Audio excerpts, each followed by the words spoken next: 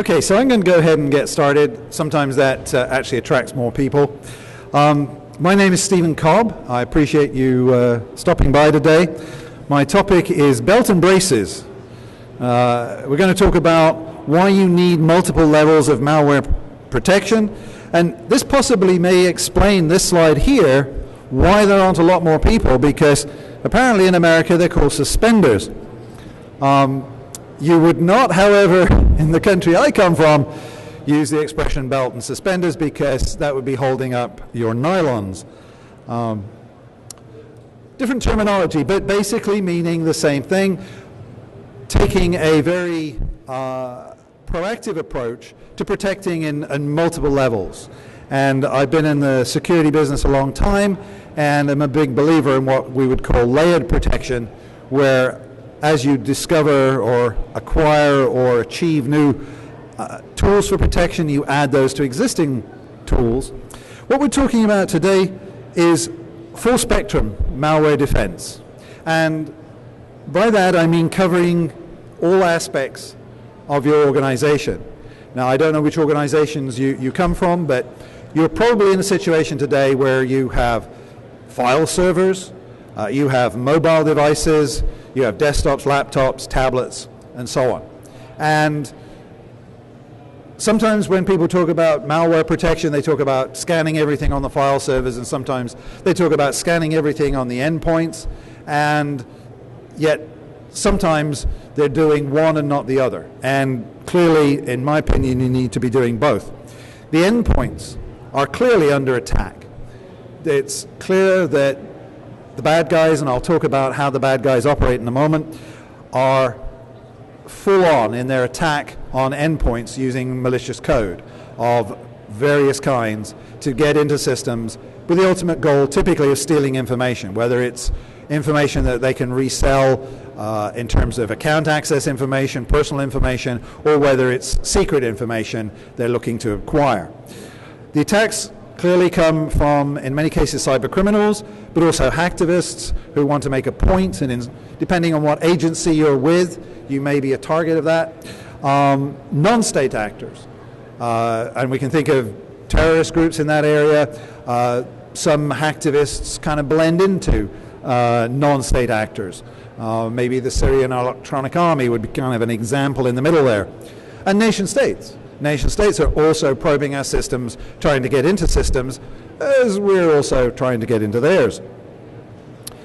So we see attacks coming from various directions. What's new versus, say, 5 years ago is we're seeing attacks both from servers and mobile devices. And so I'll talk in a moment in a little bit more detail about one particular server-based attack that we have seen, but there are large-scale server-based attacks which are quite different from, say, 5 years ago when you had a PC-based botnet attack to deal with. In one operation, we saw thousands of servers taken over, used to attack hundreds of thousands of endpoints. And clearly, you need to protect your servers against being compromised for that kind of attack. And that's what we'll look at. Something that kind of underlines this pressure on the endpoint. The Poneman group, towards the end of last year, put out a study. Actually, they called it a 2014 study. I think it was done in December. But they asked people, what do you think about the endpoint risk? Are security threats created by vulnerabilities to the endpoint more difficult to stop and mitigate now than they were? And clearly, a lot of people thought that they were. It's becoming a challenging problem. About 40% of people have seen an increase in malware incidents targeting endpoints, and 68% had seen mobile endpoints targeted by malware in the last 12 months. So as we increasingly use these very small computers we have in our pockets that we tend to call phones or tablets, these things are an avenue of an attack.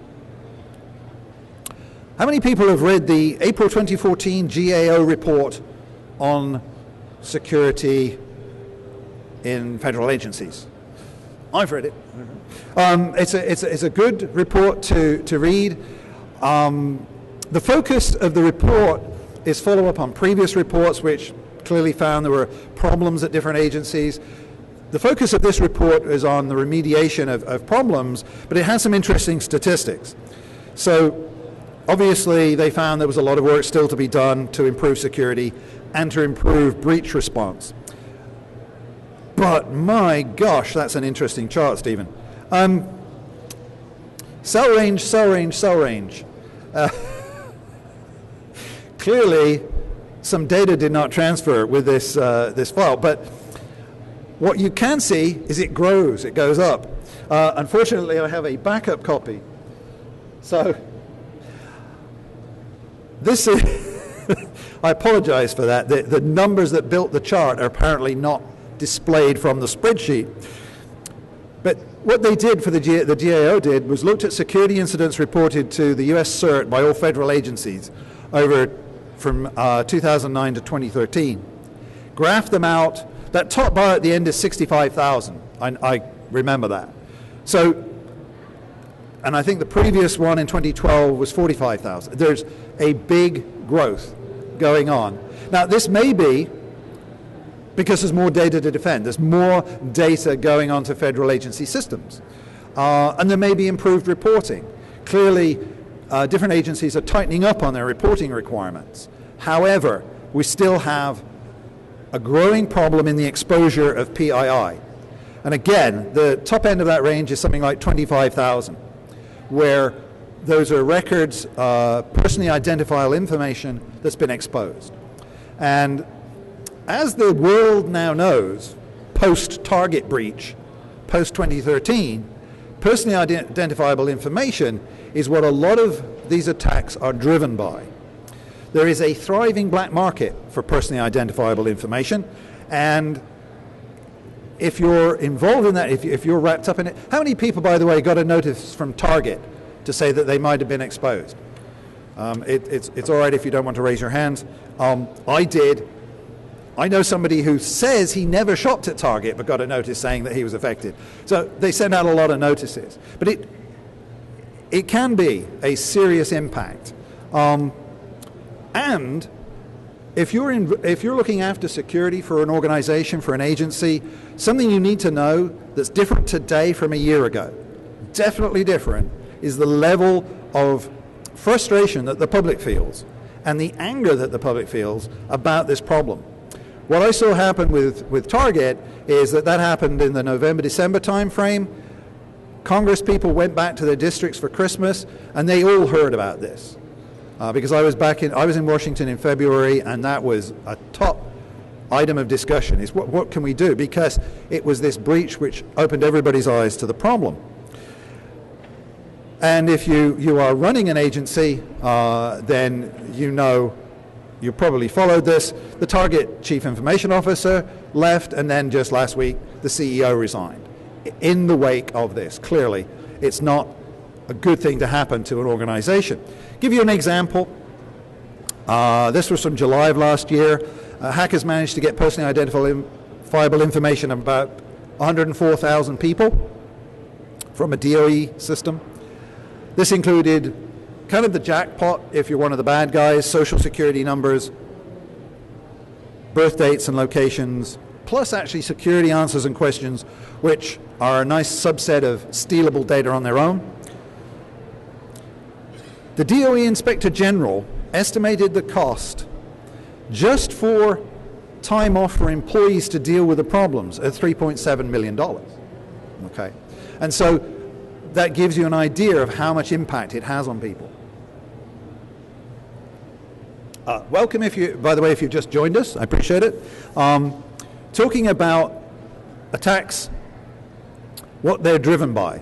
So what happens to the stolen data? I get into your agency, I steal those names, addresses, social security numbers. If I'm smart, I sell it. I sell it to another criminal enterprise. Okay, that kind of removes me from the problem of taking a fake credit card to Walmart and buying a gift card and getting a big screen TV and then selling it off the back of a truck to make money. There are other people that do that. As the stealer of the information, I'm fairly removed from that part of the process. Keep my hands clean, as it were. But there's a thriving black market. I'll give you some examples in a moment of what these actually look like. But identity theft for raiding bank accounts, buying luxury goods, and laundering money. Tax identity fraud, a big example of what you can do with Social Security. Ironically, this year I wrote my article about tax identity fraud on April 14th, saying a lot of people are going to file their tax return tomorrow. Some of you will find somebody's already filed for you. And sure enough, April 15th, we heard fairly quickly from Brian Krebs, a whole bunch of doctors in the Northeast found that their returns had already been filed by somebody using their Social Security number. And currently we're losing in the order of billions of dollars a year of tax money like that because of lack of controls in the IRS, but also this ability of people to steal that information and use it for that kind of thing. So this is from a couple of years ago, a carding tool place, fairly simple online setup for people to go and buy and sell credit card information. Here's a newer version, updated, streamlined, very attractive, offering to sell card information. Here's another one, and I like this one because this is not set up by the bad guys who stole the information. This is a market which another party has as their business model. So I'm the market operator, and I've got a market in eBay credentials, in FTP accounts, cPanel hacks, and so on. So again, the bad guy who breaks into the system, it's fairly easy for him to then generate money from the misdeeds that he's doing. And it's all driven by proven business practice. It's market-based, ironic in some ways because many of the participants in this underground market are from countries which weren't originally market-based economies, but they've really caught up very quickly. And so you have specialization. What we see when we analyze the code these days, malware code is typically very modular. So there's one guy specializes in the dropper that gets it onto your system. There's another guy specializes in the actual architecture. Another guy specializes in a spam module or a DDoS module or a clickjacking module. And another guy specializes in a remote access terminal module, which is then pushed out to the compromised system. We even see in the area of web injects for stealing credentials with fake websites, kind of standardized code there so that the guys who write web injects can actually sell their scripts to multiple parties because they're following a standard format. So if you're in the position of trying to open eyes within your organization, I'm happy to share these slides with you to let other people know this is the scale of the threat that we're dealing with.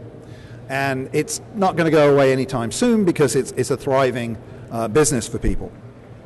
And when you look at, well, can we find these people and arrest them? And you find that they're in a country like Ukraine. You can imagine trying to go and arrest somebody in Ukraine right now. Not very easy to do. So the market forces that drive this are things like click fraud, as I mentioned, distributed denial of service.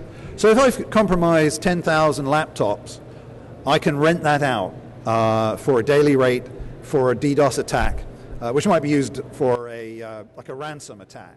So an agency or a company gets a call saying we're going to bring down your website if you don't pay us money, and if you don't pay the money then they give you a sample, and we see that in the commercial sector quite a lot. And companies do pay the money, or they start then investing in DDoS mitigation services which they hadn't paid for yet.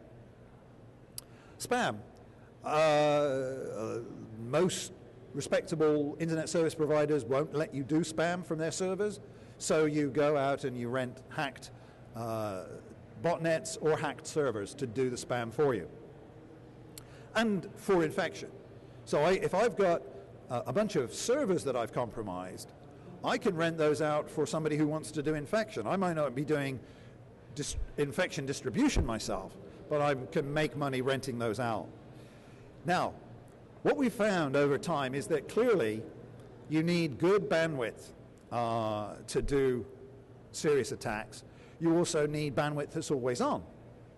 That used to be desktop machines grouped together in botnets, but now it's server-based. Is the new thing is to go out and get a bunch of website servers, virtual private servers at one of the hosting services, compromise those. If you have a website on something like 1&1 Internet or GoDaddy, and you look at the logs, there are people trying to get in there every 2 seconds, trying to guess your password, trying to guess the port numbers, and so on and so forth.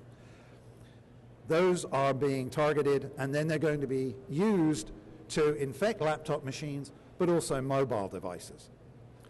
And we're already seeing here a headline: Android botnets target Middle East banks. So bad guys are looking to build botnets out of the mobile devices. By the way, how many people read Krebs on security? Excellent, good. I get some of my screenshots from Brian, and he's the guy who wrote the Target story, and I can at least say I knew him before he did that, but very good source of stories on what's going on in the underworld. So I'll give you a quick example here. I'm going to run through this one fairly quickly. Something called Operation Windigo. We have a website, welivesecurity.com. I'll give you the address again at the end. But at welivesecurity.com, the research team for ESET, which is a global research team on 4 out of the 7 continents, I think. We research malware around the world and publish our findings on We Live Security. Operation Windigo was 25,000 plus servers that were compromised.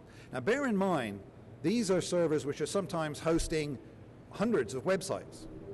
So giving tremendous capability to, for example, dish up malware.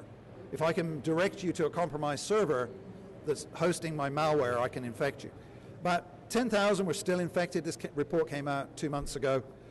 It was sending 35 million spam messages a day. It was doing about 500,000 website redirects. So those are situations where the bad guys have set up a website that looks like is meant to look like a normal website, a legitimate website, but it redirects you to a place that's infected and infects you. It's currently installing click-forward malware and spam-sending malware. And you might say, well, what's click-forward? Why should I worry about click-forward? Click-forward is actually ripping off advertisers. So companies that pay for internet advertising based on clicks, these guys run up the bill and steal the traffic and rip off companies like Amazon. It's not a crime that it's not. You're not a victim as an agency of this, except they're using your systems to do it. And the system they've got in there to do click forward, tomorrow they could make it a DDoS attack or a website or a malware hosting site. So this thing has been evolving since 2011.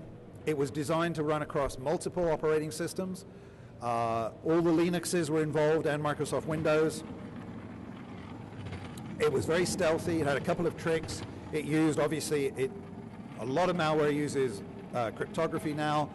They encrypt their traffic between the compromised systems and the command and control. But this one used it in a couple of other ways. It halted operations to avoid detection. So if the activity on a particular server was getting high to where they felt it would tip off the server owner, then they scaled it back down. So this is fairly well thought out. A lot of this stuff now, if you try to run it in a sandbox on your system, it stops itself executing so it can't be detected. Maximizes resources by varying activity. So this was a well-managed system. The structure was based on getting in at the very ground floor of the Linux systems by actually using SSH-related binaries that had been compromised, then stealing credentials through that to use on other systems. Again, it was served it was used to serve up malware, redirect traffic to infected hosts, and then act as domain servers for malicious sites. one of the things that malware needs these days. Attention, please. Please join us for the passport drawing will take 8 minutes. Good.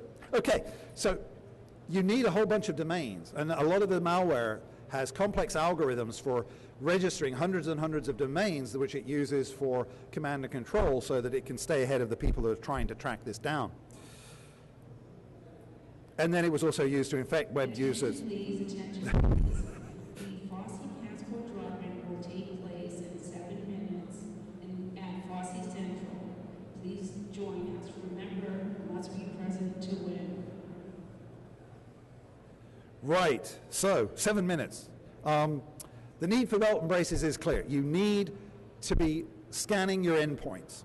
All the incoming files as they enter your systems, whether it's a phone, whether it's a tablet, a laptop, whatever. Also, through the email that's coming to those, the website visits that are happening on those endpoints, and the media that you're putting in there. All right, so, I've got this thing here. If I was to put this into a machine in your office, would it be scanned before it was actually read? Would it be blocked out of the system? I see some nodding there. That's great.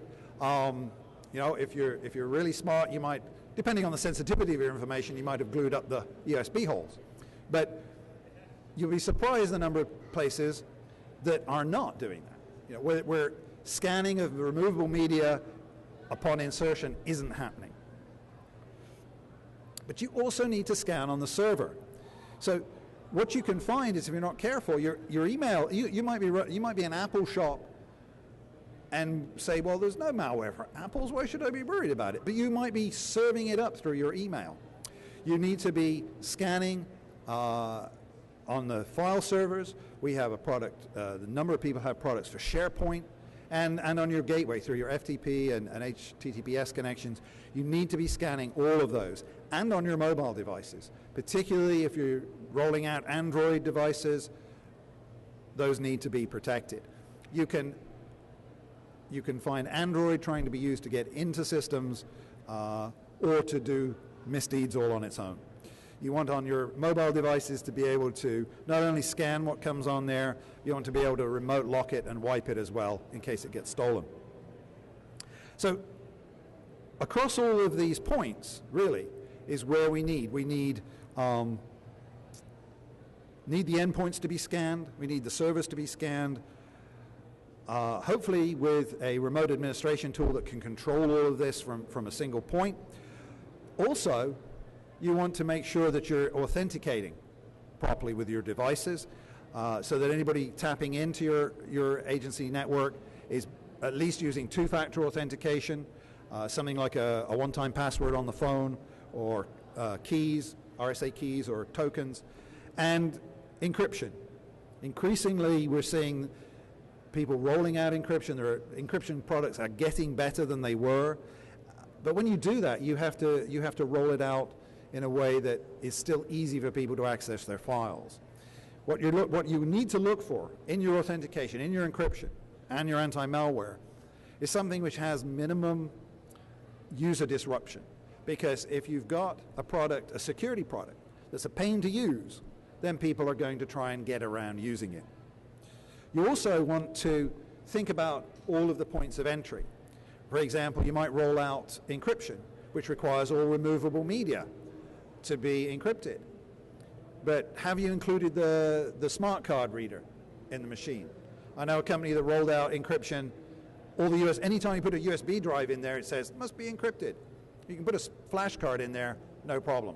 I've got a 64 gigabyte flash card that size. That's a lot of stuff I could take out of there if I wanted to.